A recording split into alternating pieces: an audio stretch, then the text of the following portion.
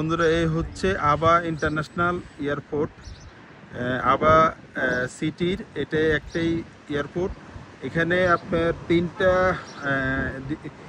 স্টেটের লোক এখানে ব্যবহার করে। আবা, খামিদ মোসাইদ এই এয়ারপোর্টটা ব্যবহার করে। আর এই বাইরে হচ্ছে এই পার্কিং, অনেক সুন্দর ব্যবস্থা।